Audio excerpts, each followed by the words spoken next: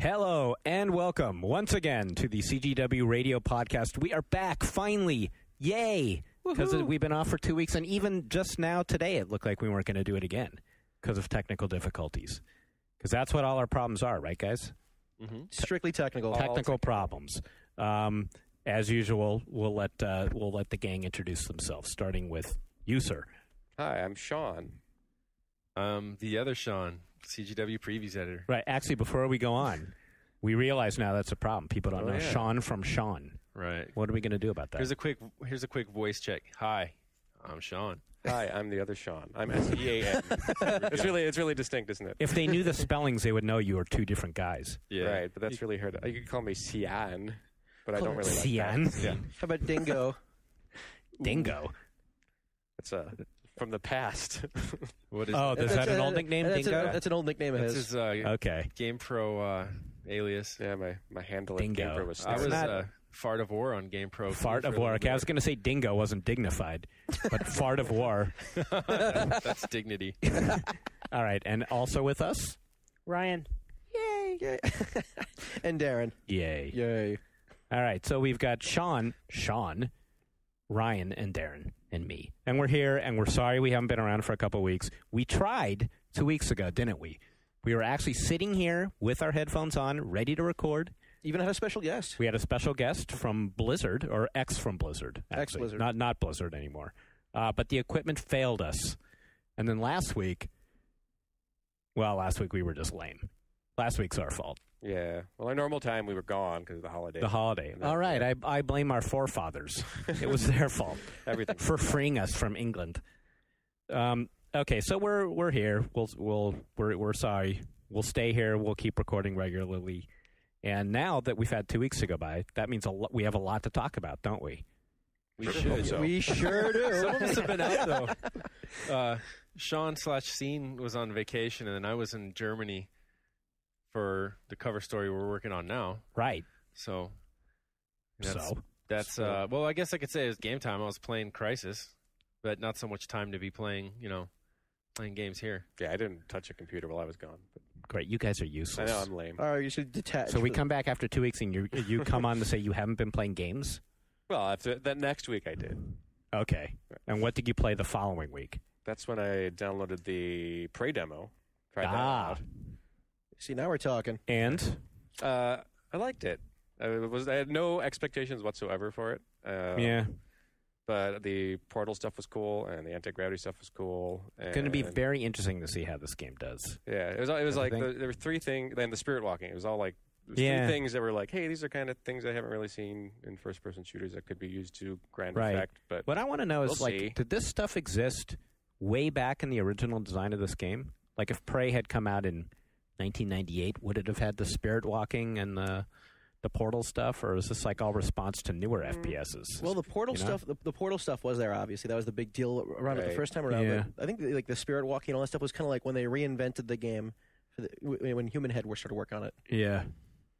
And I don't know. I mean, I played through the whole game, and the single player game I enjoyed. I mean, it's kind of it's a little cliche. It pulls off the whole the hero's journey, the rise to power of some. Let's interrupt quickly to talk about that. Just my favorite part is that in the demo you start off.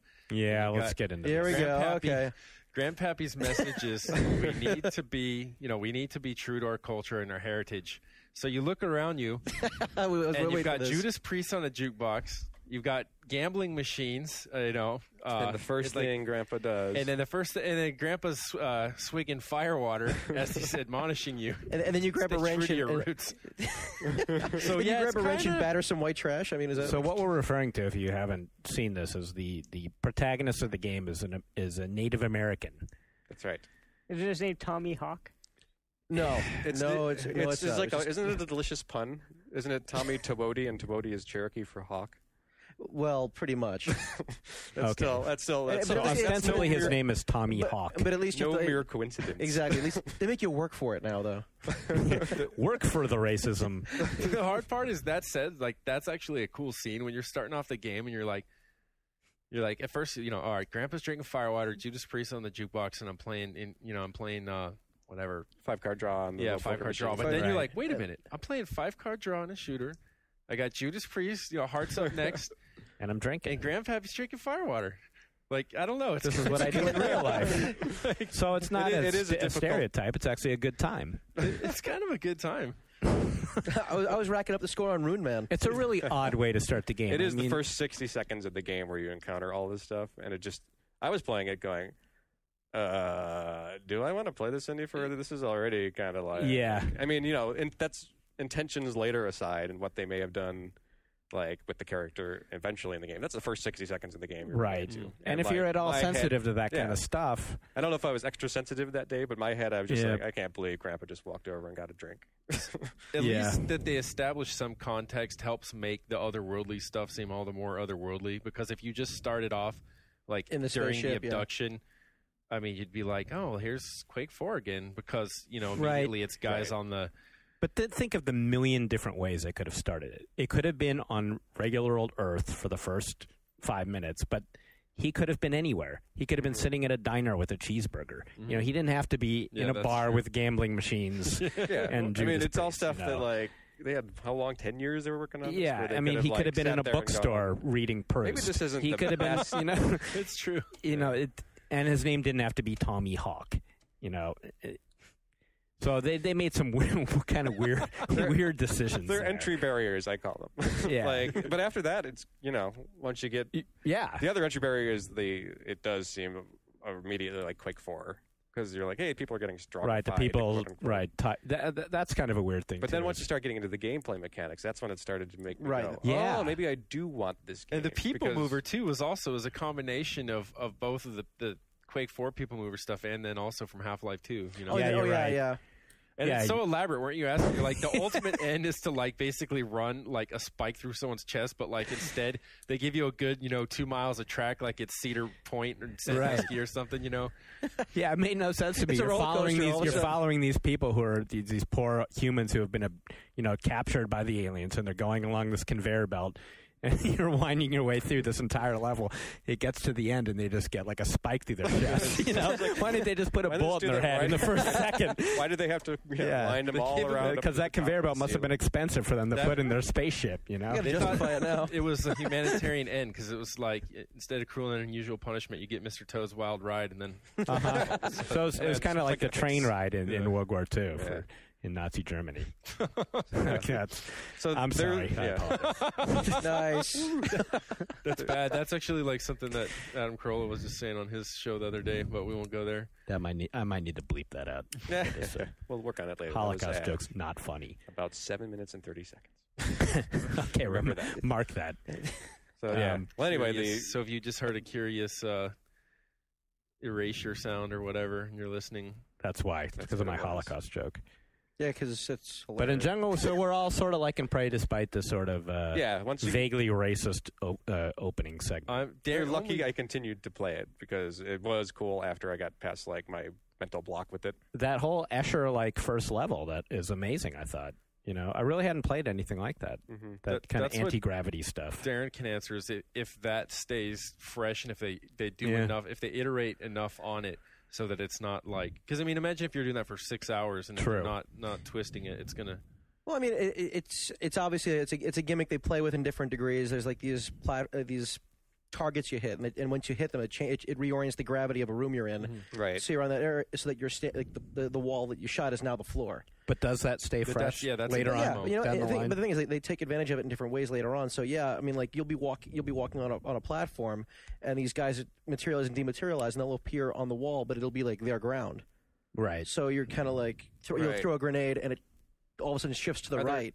Do enemies, and now allegedly it's their natural environment, do they utilize it in clever ways? They do utilize it in some basic ways. I mean, I haven't seen like some seriously crazy cool stuff, but like they are self-aware of like, oh, like I'm about to die, so like they'll double back. They'll actually run to the same health spawns that you would go to, and they'll grab the health before you can. What about like using the gravity inversions and what again? Oh yeah, they actually do what they can to like try to hit me, or like they'll actually turn off wall walking. Like I'll be on a wall in one part, and like they actually killed the gravity on me, and I'm like, oh crap, and I fell, and I had to. Are there any cool like puzzles with the spirit walking and the portals? Because I remember I remember thinking like, hey, this could be really cool if they did the following things with this setup, because when you disconnect yourself and then you right. No, there actually are places where it seems like when I realized it was a spirit walking puzzle, I was very happy because there's a place where it just seems like there's no way you can get by here, but that's because they have you standing in one place and you have to go over there to the other place with your spirit. Definitely. It does a pretty good job of mixing it up. It seems like a really cheap gimmick to keep using the portals and the gravity and all that. But it's used to a decent effect, and I just had a fun time playing it. No, I have to say this is like the most original shooter I've played in a long time. I was seriously disoriented repeatedly, like in a good way, not like this is a bad game and then there was because they're disorienting me, but like it made me have to like reorient myself, like because they intended it, and it was fun and cool. And it made me confused in the way I think the player, like Tommy would have actually been in that situation, Mr. Hawk. So yeah, it was cool. And he's got a pet hawk too. Oh yeah, he's like, what was that old G.I. Joe character that came with the little plastic hawk that snapped on his wrist? I don't know. It's like saying there's an Apache chief on Justice League. I don't know. He has a pet hawk. Well, it's Talon, the spirit. Oh, that's right. That's Talon. right. Yeah. So actually, you like Snake Eyes Wolf. How far along are you? Well, they commune better with nature. The Native Americans. All right, that's another thing. I just have to bleep that out. That's the assumption in the game. No, that's what I mean. Yeah, it's a spirit hawk. It's a spirit guide. He's on a vision quest. Essentially, the twist at the end is the whole thing's a vision quest. Yeah. He becomes the big man after. And then Iron Eyes Cody comes out and cries. Yeah. You puke up. You see in first person. You puke up the peyote buttons, and then it's just like all. We're gonna pray, everybody. Pray. Buy it today. Yeah, pray. With thumbs up from us. We've got to pray just to make it today. Despite a few misgivings, we like it so far. The other game I've been playing, I think Darren's been playing, Titan Quest. Shawn too. I'm on it. Big thumbs up for Titan Quest. I gotta say, I harshed on it a few podcasts ago. I apologize. I changed my mind. It's basically a perfected version of Diablo. It is Diablo 2 again, which is what I dissed it about the first time. But what turned you around? Just quite a few years since Diablo. It's not too soon for. I mean, I don't know if it's a perfected version, but it's not too soon for an iteration of it. Yeah, I think. Well, there's a lot of little things that are like that's still kind of like issues, but I think that it took a lot of the things that made it fun, Diablo 2, improved upon it with better graphics, and then still kind of like tweaked it like the skill trees. The skill trees, the masteries are kind of interesting. Having the 2 trees to focus on gives you a lot to think about in terms of how to allocate your points. And you get that like the mulligan factor. So like if you don't like your skill choices, you can like pay to undo them and just mix it up a little. Mm-hmm. Have you played it after the patch online? Because when I was playing, not online. A lot of disconnect issues or just latency issues. Yeah, I've played it single player since the patch, which is nice. It actually still hasn't fixed my graphics problem, I got to say. I still got to play the game in windowed mode. Weird. That is weird. Yeah. That's crazy. I mean, I heard some people were having audio problems and this and that, but I played it without problem. Yeah, I really like it. I mean, it doesn't really do. You can say that there's some innovations in terms of the skill tree or whatever, but it basically is Diablo 2, right? It's got scorpions. It's got when you go spiders. You go to the Orient, it turns into mantids. I mean, it's got all the good stuff. Those are the Asian scorpions. The Asian scorpion, of mythology. Isn't there a lot of cheating online? Yeah, but it's kind of hard to. I mean, it's not like someone cheating you in Counter-Strike or something with an aimbot. Yeah, I don't get. How do you cheat in a cooperative game? What you do? I mean, some people hack the files and load up your characters. I've seen is like that skill tree you're talking about experimenting in and taking the mulligan. They don't have to because they basically they have all load the up points. A character and see what basically they're capable of at the end and kind of do like a test drive and say, all right, I think I'm going to go with the spirit expertise or something like that, And then also back and forth with characters. Like I even had someone gave me some gold. Basically, took one character, joined the server, came in, dropped a bunch of stuff for me. Yeah, came back in with the other one. So little stuff like that. And then some people I don't know, for some reason, I think it's because of the physics. Even though you ramp up and you kill everything in one click, it's just like. And this is a game about clicking. It's like I realized I was on a tough boss, and I was like, that guy killed me in 2 hits. Like if I could just click him 3 times, I'm so dead. Because you don't even have the time. At first, when you start off, I was appalled because like I didn't even need my left hand. I was like, even there was like no WASD needs, right? And I was just like, oh wow. So this is a game where I just click on stuff, huh? And but no, of course it's not that way. But no, I mean you do need the hotkeys. You need all your spells and attacks ready to go. And I mean, when you get in the bigger fights with like a horde of dudes all at once, I quickly found that out. There is a little bit of tactics involved. I mean, you're kind of right though. When you hit those guys with the big spells and stuff, it's cool though. I mean, it's kind of like, whoa, physics. This is stuff that you brag about in a shooter 6 years ago. But it's cool in a game like this because you're not used to. At least I'm not used to, hitting 5 guys and sending them over a cliff with some that's kind of power fun. spell. Mm-hmm. They get stuck in a tree sometimes. Yeah, I like it. And the loot, it's still impossible to not want to click on every chest and hope some cool piece of loot shows up. Have you been able to collect an entire set of like artifacts? No. I have of artifacts. I mean, like of the not artifact. Well, whatever it is, like the armor, the gloves. Well, I haven't gotten a full set of like epic armor, if that's what you mean. Yeah, I've collected full sets of the relics to use to enchant armor. I meant the the full sets of armor and whatever. I worry that MMOs may have spoiled me for games like this, where you're collecting these big epic sets of armor because there's no one around really to brag. Yeah. You can get Ryan online. We'll jump in there and check out your armor. Yeah, we'll look. Show us your armor, man. Yeah, you could just have us crowd around your monitor. See, look, I got it. It's an online game. It's not. It doesn't have to be like, this goes for Guild Wars too. It doesn't have to be a bajillion people all trying to load the bazaar so they can buy a linen shirt or nothing. I mean, you can have 4 people in the game or 6 people in the game, and it's still, it's got the Gauntlet vibe going to it. And 2 of those 6 people might really appreciate your armor. So buck up, Shawn. All right. We'll appreciate your epic armor. What about, they made a big deal about how all items in the game, like armor that the enemy wears, is actual, and that when you kill them, it falls to the ground. But it seems so far like you can't really do anything with it. Like, you kill some giant ogre chieftain fool, and you grab his oversized harness, and it's like... And all of a sudden instantly sized to fit you or something? No, you can't use it. It's just, you're carrying around some ogre shirt. You can sell. Well, you can use it, some of it.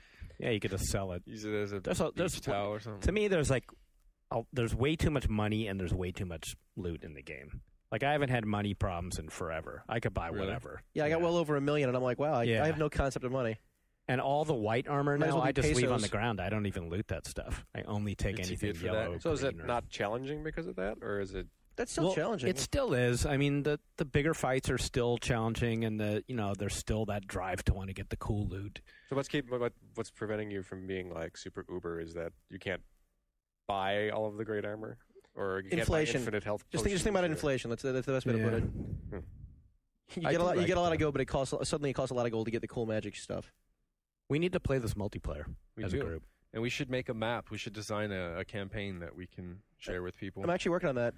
Nice. Make sure you have a lot of bottomless pits. Make it so there's a cave, and as soon as you walk in, you fall into a bottomless pit. Die. But that you don't die. You just it's kind of like when I designed the first-person shooter thing. But I'm working really closely with Lord Galen, and we're going to make Scorpion Slayer too. If it's like your first-person shooter, Darren. Exactly. Ryan's not buying. I don't want to play. You're not buying? Wait, I don't think I ever played Darren's first-person shooter. It was awful. We gave it 1 star, didn't we? I gave it 0 stars. Oh, 0 stars. Didn't we put it on the disc and people couldn't get it to work, or did it no. not reach that point? No, actually we couldn't get the timing didn't work out for the disc, so I just I put it up online. The timing didn't work out. Yeah. Conveniently, it didn't get past our quality control. People missed a whole lot. The room with every weapon in the game on it, but as soon as you drop down, like you couldn't jump in that game or something, so as soon as you drop down with a 1-foot depression, you can't get back out of the room and use all those guns. No, actually, no. You could jump, but you couldn't jump very far, so I basically had it so there's this little platform you could walk down it's a half flight of stairs, and then it drops out, and there's nothing there, so you're just kind of stuck in this room with all the cool all the cool weaponry. There's a little bit of that in Titan Quest, and I think we've talked about that in the podcast before, haven't we? About the sort of weird, like the tank that can't get past the picket fence sort of thing.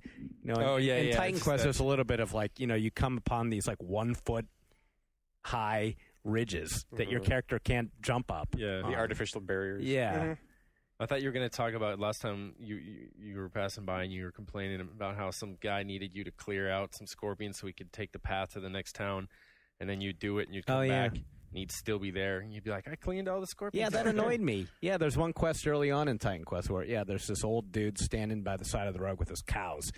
I can't get past here because you got the goblins up ahead. And he hooks you up with gold and thanks you, but then he doesn't go. Right. Well, you go back, you kill all the goblins, you go back, right, and he says, thank you, now I can get down the road with my cows. And then you come back like 5 hours later, he's still standing there, and if you click on him, he says the same thank you again. Yeah. Well, you're thanking me, but get going. Move. You want to see needs more radiant AI. If you can't hurry, man.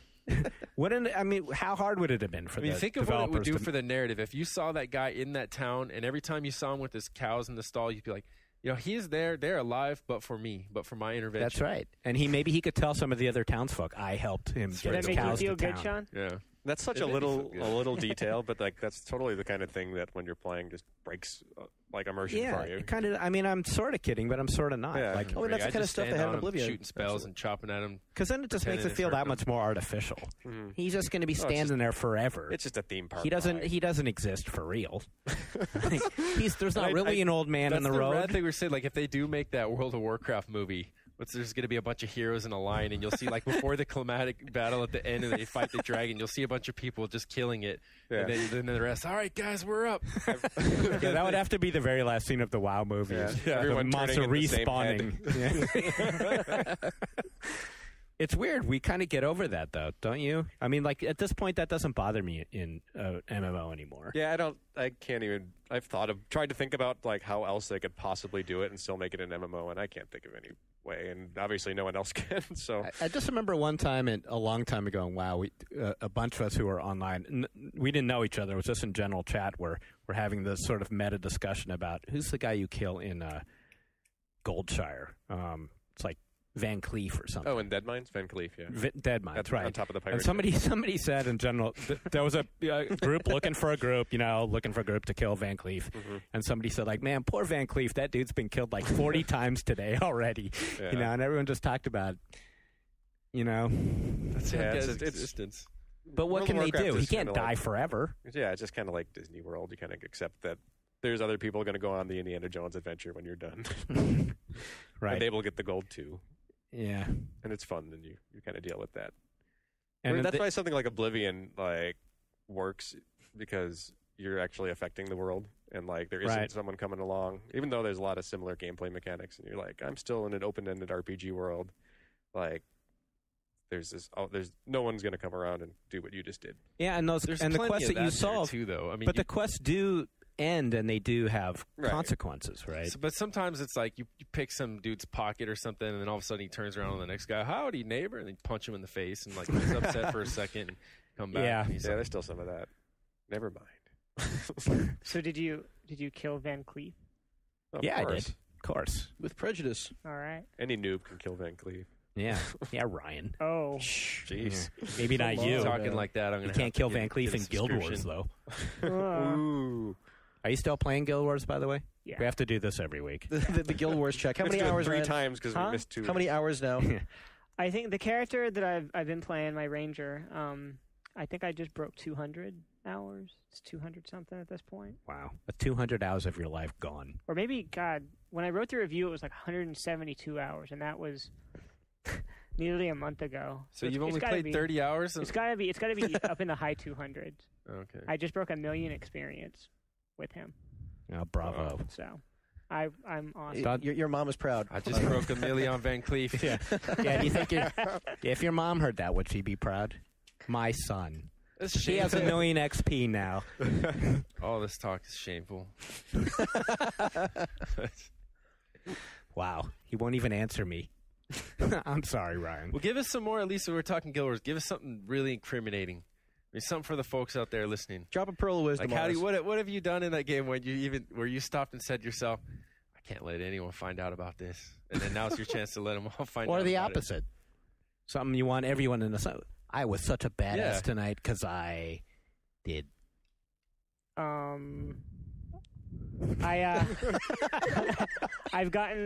gone through all of the main story missions. There's 3 tiers of rewards in each of them. depending on like how quickly you complete the missions. You can get like a standard, expert, and master's reward. Also like bronze, silver, gold. Yeah, I just finished all of those on master this weekend. I got my last one. That's awesome. Remember when Activision, back on the Atari days, would have like these patches you could get, like Boy Scout patches? See where I'm going with this? You remember that? Yeah. So if you buy their game or beat it or get some score, you get a patch for it and you put them on this jacket. Like if you could get that for Guild Wars, would you rock it? Hell no. Come on, the Guild Wars jacket. You would totally rock that. I'd rock it for my Battlefield patches. I thought you don't wear game. You don't wear a game. I'm just playing. I don't wear that crap. Oh, give me a break. I mean, a freaking break. Yeah, you said when you first started, you said something like, this chest isn't for sale. When I said if you wanted a game shirt. I did? It's like, oh, excuse me.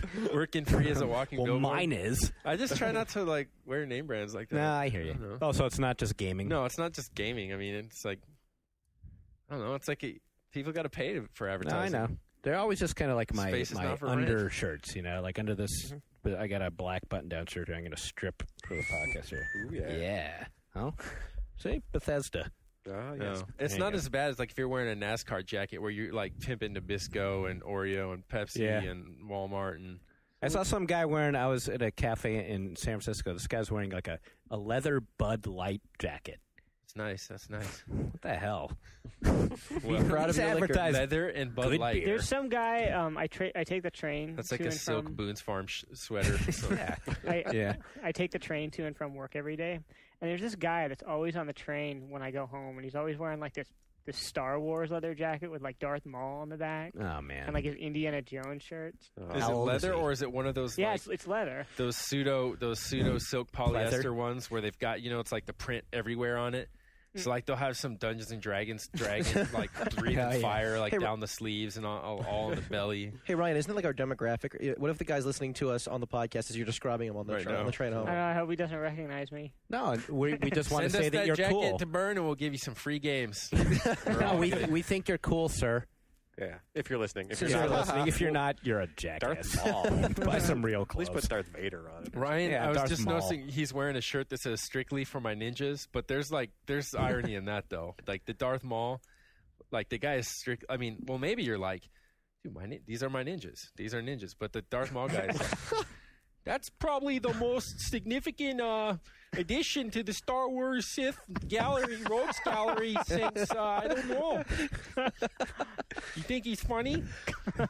Yeah, you're right. If you're going to pick any Star Wars character, I mean, isn't he just like a notch above Jar Jar? Yeah, he's badass. He's badass, but he was the only thing when that movie came out, and even like the most hopeless apologetics people for that movie will be like, well, it's got Darth Maul. Did you see those lightsaber battles? He left me so cold. He doesn't say anything. He was like a robot. It's just a He's just a ninja. Green screen, wire stunt fool. Yeah, boy, if we start getting into Star Wars here. All right. That'll be great for the letters, though. Yeah. To start. Excuse me. That's a guy. Or if or if you know the names of the random Jedi Council people, and I mean I'm pretty bad since I said Jedi Council instead of rogue dudes sitting in a semicircle with the glow sticks. But but like if you know how there's all those random ones, the guys with like the big boner heads and stuff. You know that guy's name. Oh, Ragnar Shekin. He's been alive for 4,000 years. By the way, when he said boner, he meant just like a bone. Like, Right. Yeah. I thought it was a joke. Oh, a joke. Joke. Yeah. Oh, what a boner you made. Yes. Okay. He made a boner. Big joke head. Somebody on the forums called our early podcast a train wreck. Mm-hmm. I think this might be like one of those. Wow. Welcome back. Let's get back on topic then and talk about recently. It turns out, I guess, that a lot of people are dying in Half-Life 2 Episode 1 on the elevator scene. That's right. It's basically the part, if you haven't played, where you're going down on an elevator, you've got your sidekick Alex with you, and large pieces of the Citadel are falling on your head. Right. And Alex is your indication that you need to look up and use your gravity gun to grab these things before they fall and break your glass elevator. So I guess all the stats, because Steam tracks everything you do in the game, whether you're looking at Alex's ass or trying to get through the elevator alive. No. I'm in trouble. So it turned out that that a lot of people were dying. So they actually patched the game now to make that significantly easier. Right. And the controversy then is, is that catering to the lowest common denominator and dumbing the game down because maybe that was actually just being nice. Maybe they were just doing people a favor. But what if you don't want that favor? I mean, but like, how hard was that section for you? It's like you maybe died once. Well, I died once, and then I realized, the stuff's coming down. I got to take care of it. I probably died a few more times than once, but first you have to figure out what's going on, right? Like, oh, geez, okay, so I have to make sure these things don't hit the platform. Mm-hmm. And then it took me like 2 or 3 times to get it right. It's basically like a shooting gallery, right? Yeah. You just have to look up. Well, you look up and catch the thing. And it and shoot them before they hit the It's platform. an interesting kind of design thing in that game because you have to get the cue and then do something or you're faced with the reloading screen, Yeah. And that's like... that was probably the biggest annoyance, right, was the reloading screen. Might have been nice if Alex just said... I don't know. Well, how else could they have done it, really? Yeah. I mean, that's just the thing. You create a scenario like that where, something is coming, and it's coming at a scripted moment, and you have to do something to get away from it or you die. And it's really like a really old-school mentality. And to die first to learn what you should do? Yeah. Just the way things have gone. Like, for example, I can give one anecdote from my visit to Crytek in Germany and what they're doing with the Crisis. And, we were actually talking about that scene. Mm-hmm. And that sort of thing is actually like, it's anathema to them and what they're trying to accomplish. So in this case, put a hypothetical example out where you're trying to get on the back of a cargo plane and you're in a Jeep. And, say if you make you got the timing and you get your Jeep in there and you take off, that's fine. But if you miss it, they're not going to make you restart the level. Then you go wait and something else happens and maybe a helicopter will come and get you. Or maybe you can take a back road in the Jeep and just end up doing something else. But, there's definitely a mindset where people say that it's just not a good... Maybe the debris just could have kept falling down. There might have been a way to not have you hit the end game screen. Mm-hmm. I don't know. You're right. That part's annoying. Because I guess it kind of comes down to say, immediately before that where a dog throws you over the pit in the car. And if it was like, if you didn't press mouse 1 at the right time, and then you'd actually, instead of making it, you'd actually get crushed or something like that and then have to reload. I don't know. It's really like that. Really rigid, really simple. There's no... It's funny. My takeaway from that whole incident was more... It wasn't the fact that they patched it, which I don't care. I got past it, but whatever. Just the fact that they're actually tracking all that stuff, I thought was the interesting part. Yeah, definitely. They're watching. They can watch everything we do in the game. And a little creepy. They showed graphs like if you could opt in. I think. Basically, if you in the menu system, you can opt in for uploading your stats. No, they're watching. You don't need to opt in for this. In Sin you can, but I guess they leave it on for everything. Yeah, this one it's everything, and you can see their graphs like where they have curves for where people are dying, and you'll see them spike on certain areas, how long they're spending, and how far they're making it before they turn the game off and all that stuff. It is great feedback for them, I guess. Right? Yeah, it totally should be. It's just a matter of, I don't know. I don't really suspect they're in danger of it, but just like kind of designed by committee where you're letting. Right. But games are interactive, and you've got to have, you've got to cater to the player, obviously. But the ramifications are just kind of huge, though. Yeah. Like, I don't want a game company to know that I'm like, dancing around naked and, I guess they won't know if I'm doing that in real life, but if I'm doing it inside their game. What can you really do in Half-Life? Yeah, it's not like they're getting what's incriminating. Releasing your credit card number. It was like if you died 50 times on the elevator thing. It's incriminating, but it's not like they caught you. Oh God, that's so true. Though dancing around naked, like you're saying. Right, but what if you're reviewing the game?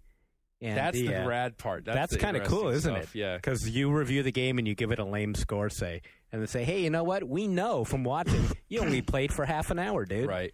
And that actually happened once a while ago. Yeah, not with us though. No, not CGW. Not with us. Played to the end. Was it a GameSpot? It was a GameSpot. Don't say who. Oh, sorry. Sorry, it was a freelancer. Well, we think I could be wrong. No. The game was Savage. No. The multiplayer game, and they do stat tracking on people how long they're playing, and the person reviewed the game, whoever it was. I know EA can do that with Battlefield too, because I personally went to as we were playing the last booster that came out. I actually I saw the people in the test things and it's like, oh, this guy's from this place and this guy's from that, and I was kind of curious to see if anyone else out there is as into it as I am. And I won't name names, but I found quite a few who had fewer than 100 global points, which is about what I'll average in a single game. So, and if I'm if a lot of people are at about 800,000 or something, they'll give you an idea of how authoritative some of those reviews are out there. That's good to know. I think. And it breaks it down to the time, too. I mean, you could see they spent so-and-so amount of time on this specific map. They died this many times. I mean, basically everything, every kind of information you can want from the thing. So it would make a difference. I would certainly want to know if I was at a game company how long some moron who gave my game a 5 played. Yeah, you know? I mean, you don't want to go to the ad hominem thing or be too insecure, but it's like, yeah, if you did put all your livelihood into something and someone rips it, at least if you look and you're like, all right, they definitely played it more than what we expect the average person to. I mean, they're definitely qualified to come to these conclusions, or if conversely, like you found out, I mean, they barely got past the curve that they expect most people to go through in one day, and then continue to play for months and months after that. And I think it's a valid point that you can make. I think they're qualified to make a case for themselves. Mm-hmm. I agree. So what, do you think they should track our hours playing when we review games in general? Well, I mean, You're games, the reviews editor. Some games they just do. I mean, like, I'm sure they track like WoW. It's almost like a third party, a third disinterested party would have to do it for it to seem like really fair, because then there's like this potential for this kind of weird antagonism where the publisher's trying to police the critics, and that kind of can lead to some bad precedent, and then this and that. But if there's like some kind of like the gaming ombudsman or something who's just like out there to